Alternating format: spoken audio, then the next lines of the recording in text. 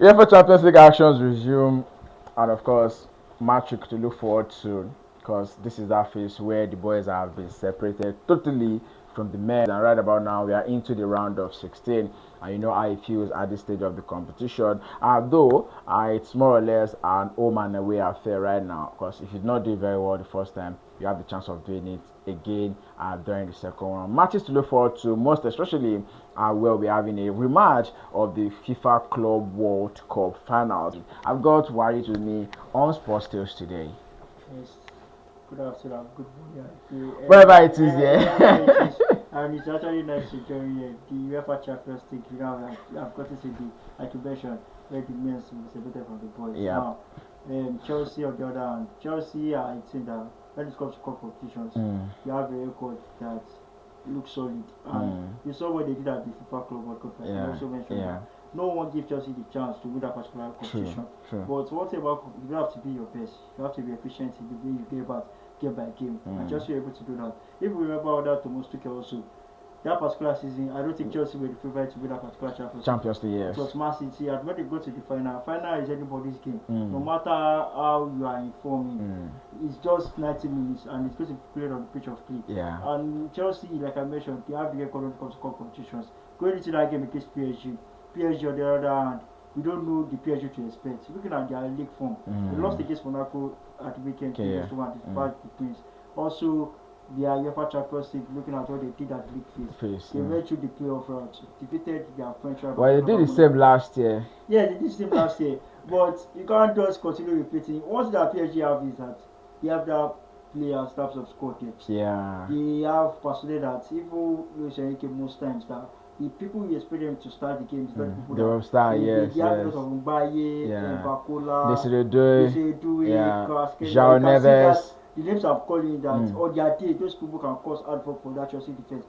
For the tech bro, talking about tech bro. Senior, because that guy is more of a tech bro. So which one is it, Professor or tech bro? Because he's well spoken when it comes to he speaks good English. Yes, and I have to give him a lot of credit for that, because with his recent interview, sometimes I just laugh the way he talks about it. I remember was not the game that Pedro Neto scored an hat-trick. Yeah. He called Neto a world-class player, and I was thinking, it's also who is average, pure average. And I think the last time he gave Joao Pedro, he said this is the class of the likes of Haaland and the rest. I know that you are trying to psych up your players to hype them, not for them to perform well, but you are going overboard with that. But for that Chelsea team, one thing that they lack is score depth. I see. Do you think it's score depth that is disturbing Chelsea or inexperience? If you take a look at the average age of the Chelsea squad right now, I don't think it's more than 23. Yes, there's potential that I'm not taking away that from that particular squad.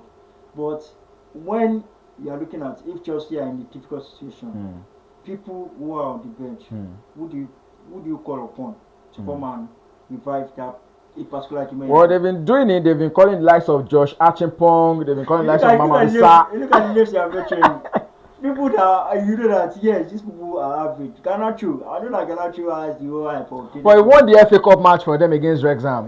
He single-handedly the game before the Wrexham game. I'm trying to remember now.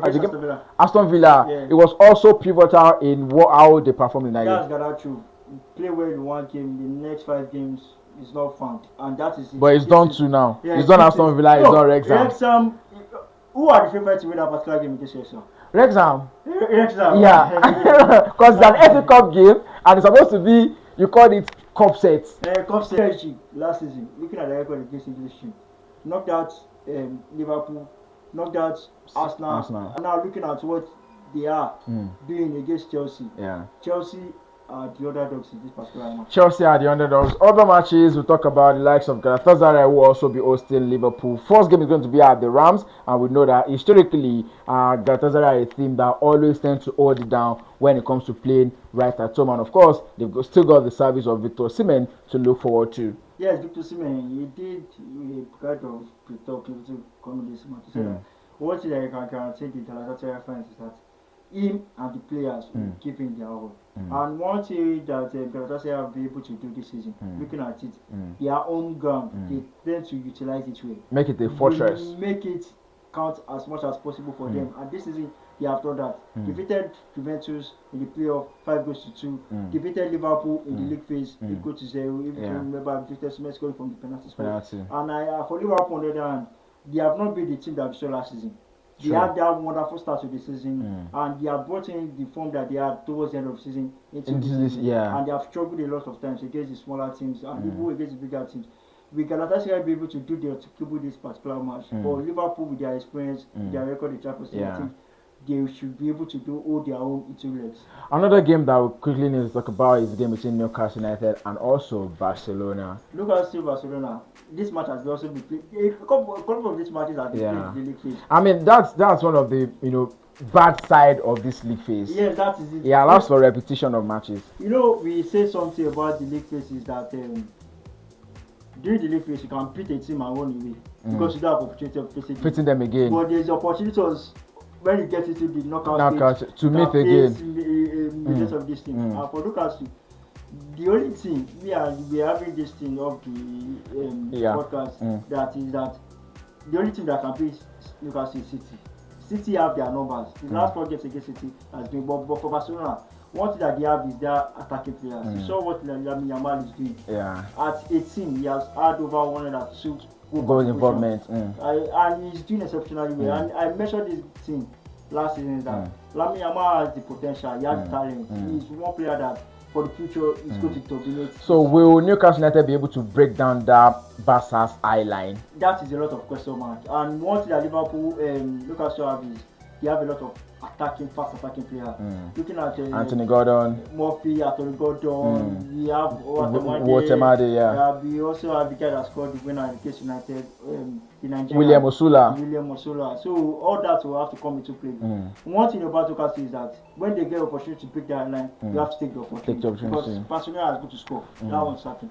Alright, Sports Tales right here, round of 16 of the UEFA Champions League. Keep it locked in right here. We'll bring you updates just as it comes through.